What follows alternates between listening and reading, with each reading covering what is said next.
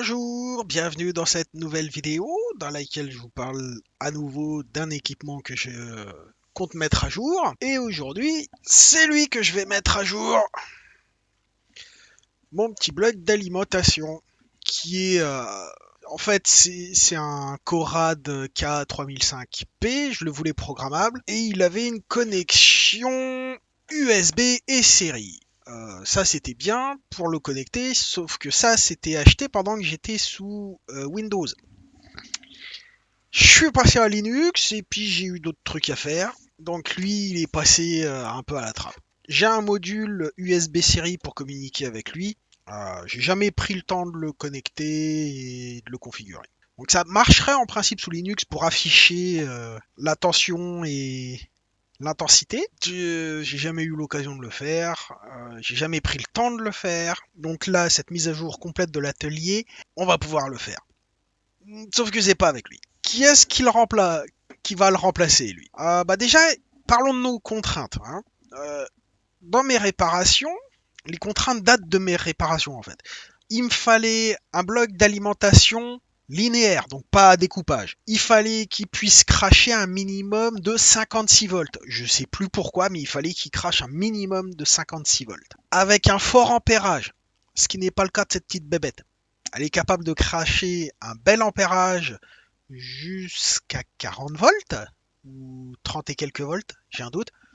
Je n'ai plus les caractéristiques en mémoire de cette petite bête. Le problème, c'est qu'elle peut pas monter jusqu'à 56 ou 60 volts. 56, 58 ou 60 ma limite. Donc il fallait vraiment que j'avais vraiment besoin de ça pour certains équipements que je voulais tester. Donc aussi des capacités de connexion USB à l'époque. Ah, maintenant, l'USB me casse un peu les bonbons, mais ça devrait aller. Je peux installer le bloc d'alimentation. Enfin, le bloc d'alimentation est suffisamment proche du PC et je peux avoir des sondes qui sont suffisamment longues ici pour alimenter pour que lui, je le garde sur le côté pas loin du PC. Donc la connexion USB, oui, la connexion Ethernet, c'était pas nécessaire et j'y pensais pas en fait au moment du choix de cette nouvelle alimentation de laboratoire. Et je voulais aussi au moins deux canaux de sortie parce que je voulais pouvoir alimenter séparément plusieurs circuits avec différentes tensions. Ça, c'était mes contraintes. Donc lui, c'est pas possible. Alors on avait effectivement chez Corad une alimentation comme celle-ci, en fait avec deux sorties, mais en fait c'était deux petits blocs comme ça, scotchés l'un à côté de l'autre. On pouvait même monter à trois petits blocs comme ça, les uns à côté des autres. Le problème, c'est que la tension montait toujours pas à 60 volts. Ou alors c'était l'ampérage total qui, quand on met, il n'y avait pas possibilité de mettre les blocs d'alimentation en série de manière simple, ça me cassait les couilles. Enfin, j'avais pas retenu cette solution-là, donc je suis allé voir ailleurs. Et donc celui que j'ai trouvé, chez qui je suis allé, c'est chez Siglent, hein, parce que lui, gros pépère. J'ai pris le SPD 3303C. On regardera la fiche technique juste après pour voir s'il correspond à mes critères. Mais vous vous doutez bien que oui, il va même un petit peu plus loin. Hein. Vous voyez, il y a trois types de sorties. Celle-là, elle est bien pratique puisque si je veux du...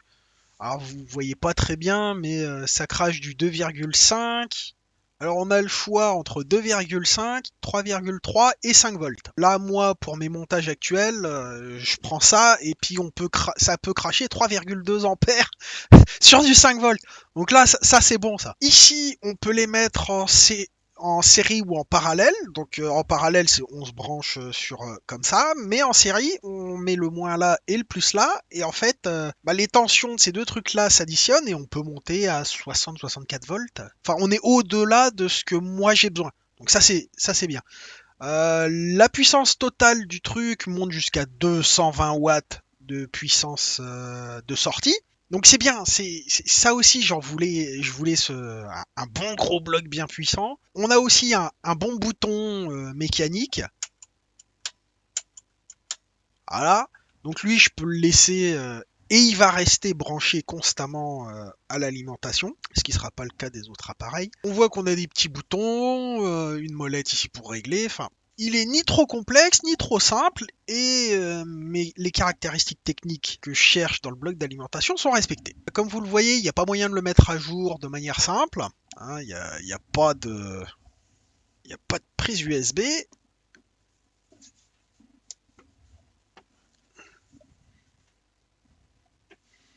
Ouais, non, il y a juste une connectique USB ici. Si je dois le mettre à jour, il faudra que je passe sous Windows probablement pour avoir le logiciel de mise à jour. Mais on ira regarder le site internet voir s'il y a des choses qu'il faut remplacer, enfin mettre à jour. Mais a priori, lui, il n'y a rien à mettre à jour. Hein. Hop, on va aller regarder la datasheet. SPD 3000 C series, ok. Donc on voit que dans les principales fonctionnalités, on a deux sorties de 32 volts, 3,2 ampères. Donc on devrait pouvoir monter à 64 volts. Je suppose que c'est 3,2 ampères en sortie et pas 6,4.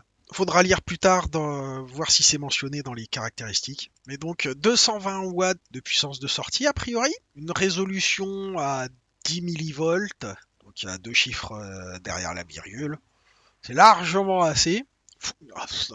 Ça, j'en ai pas besoin. L'affichage qui est relativement gros, hein, à trois chiffres derrière la virgule, ou c'est deux chiffres. Deux chiffres derrière la virgule. Support SCPI commande et USB device interface. Donc oui, donc ça se connecte à l'USB via la prise qu'on a vue derrière. Sortie en série ou parallèle, donnant la possibilité de combiner deux canaux ou d'avoir deux fois un canal.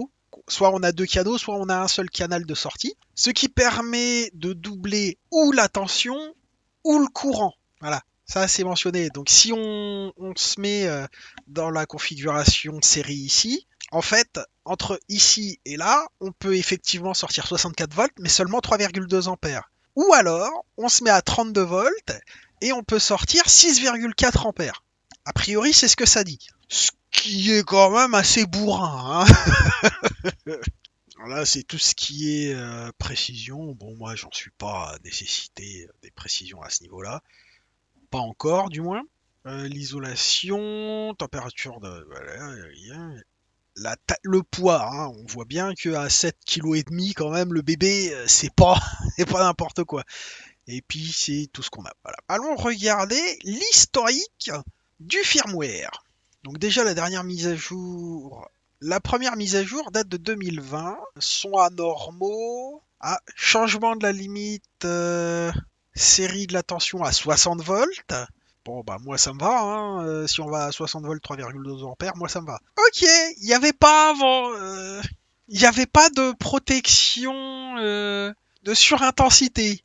Oh, oh, oh, oh, oh. Donc faudra que je regarde d'une manière ou d'une autre quelle version du matériel et du logiciel j'ai sur la machine. Ah bah là avec Linux ça va pas être possible de faire ça aujourd'hui. J'ai rien préparé pour ça. Et puis il faudrait que je redémarre, que j'aille sous Windows, que j'installe. Non, c'est non. Alors donc ça c'était en le 8 juin 2022. Ensuite le 27 septembre 2022, cette version du firmware ne supporte que les versions 2 du matériel. Comment je fais pour savoir? Donc, bon, on va faire ça maintenant. Hop, on va brancher le câble d'alimentation et regardez, on a quelle version du machin. Chopper est branché, il est réglé pour cracher du 220 ici. Ah. On va l'allumer. Ah bah tiens, toi tu vas servir de support pour que vous puissiez voir ce qui se passe.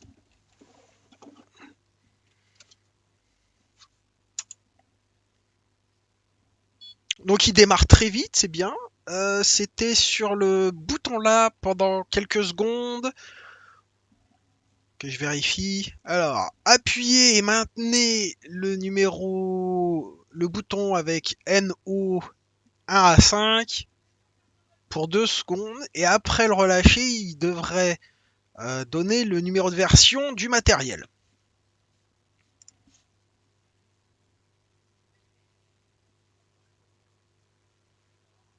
Ah, ça devrait suffire. Non. Alors s'il ne le fait pas, c'est que... Donc a priori, j'ai une version 1. Bon après, les seuls problèmes, c'est quand il fait bip bip, ça fait pas bip bip correctement. A priori, service manuel. Qu'est-ce que ça dit dans la notice d'utilisation? Ah ça veut dire parallèle. Ça veut dire série parallèle.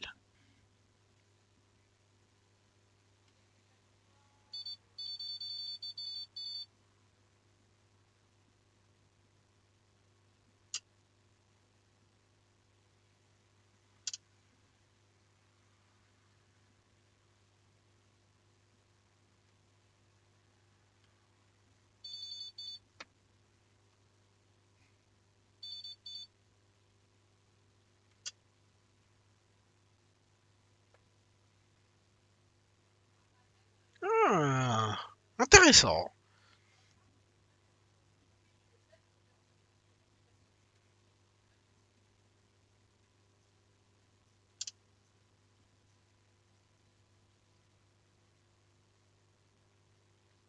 Hmm,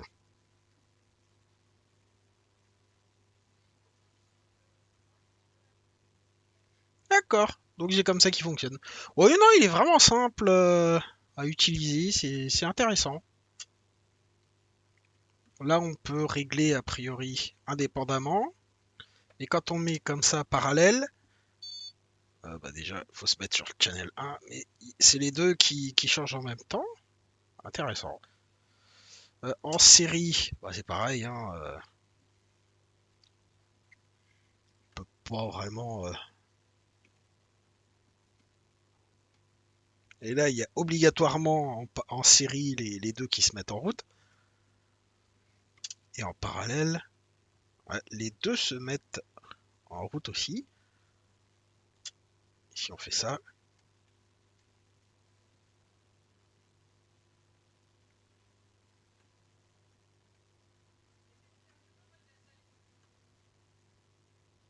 ok, donc après on peut faire des programmations.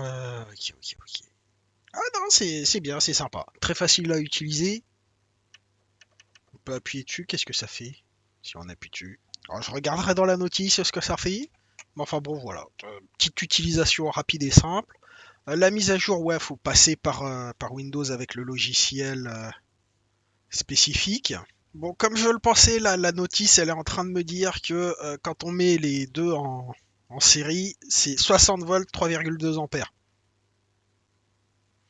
Et pareil, et on peut pas avoir du 6,4 quand on se met en série comme ça, a priori.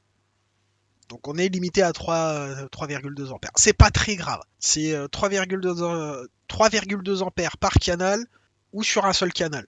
Au niveau bruit, il est très silencieux pour le moment, mais forcément, je tire en rien. Alors que lui, au repos, il fait quand même déjà plus de bruit. Hein. Bon, lui, il va aller prendre sa place à lui. Lui, lui, il va falloir que je trouve quelque chose à en faire. Donc je verrai ce que j'en ferai de lui, puis je vais le garder pour le moment, parce que ça reste un bon bloc d'alimentation linéaire, programmable, utilisable par tout le monde, très simple. Pas de test de caractéristiques de charge, tout ça, je suis pas équipé pour. J'ai pas de charge électronique. Là, mon oscilloscope, pour le moment, il est pas changé. C'est toujours celui-là. C'est pas le meilleur des meilleurs. Il va changer, vous inquiétez pas. Il y a déjà son remplaçant qui est là. Ça sera peut-être la prochaine vidéo d'ailleurs sur le changement d'équipement. Donc ouais non mais pour un premier allumage, pas de mise à jour à faire basiquement. Moi, je suis content. Ça se règle facilement. C'est bien ça. Ah, ça par contre c'est chiant ça. Ah non, si je veux régler les ampères, c'est des... Non, ça c'est chiant ça. Messieurs.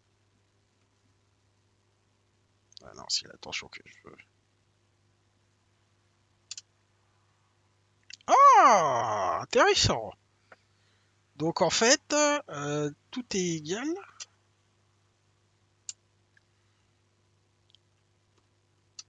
Alors si je fais, tiens, admettons, hop. Et normalement, si j'appuie sur série, les deux se mettent à égal comme pour parallèle. Exact.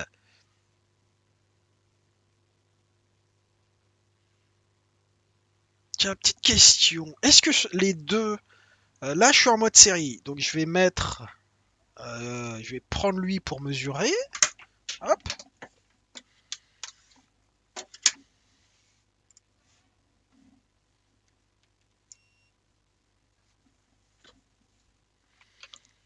Est-ce que ça crache ici 5,5 plus 5,5 ou est-ce que ça crache 5,5? Parce que là, moi, j'ai aucun moyen de le savoir. Donc, bah, hop. Donc là, on est en série. Donc, hop. Et bah, c'est l'addition des deux.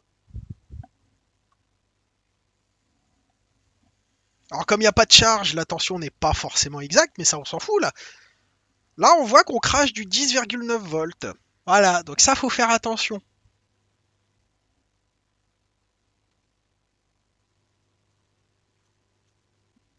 Alors, on s'en fout du fine.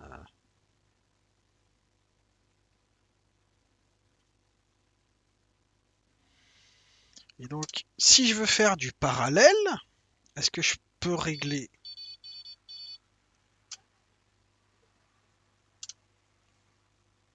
Ah, mais si je voulais deux tensions différentes ici, je fais comment? J'ai pas le choix? C'est moche ça? Ah, je m'attendais à des sorties indépendantes. Alors, faudra que je regarde dans la vidéo s'il y a moyen de les avoir indépendantes. Alors, si je fais parallèle comme ça, ok. Si maintenant je fais hop. Ah, bah là, je peux les avoir indépendantes. Ok, ok. On va vérifier ça. Donc ici, je dois trouver 5,6 à peu près. Et ici, je dois trouver 7 à peu près. Voilà. Non, c'est bien. Ah, mais ici, c'est d'accord. Donc c'est comme ça que ça marche. Donc là, on est en mode indépendant. Et si je mets ça, ça force la synchronisation. Ok. Et donc, si je... Ah. Et si je fais ça...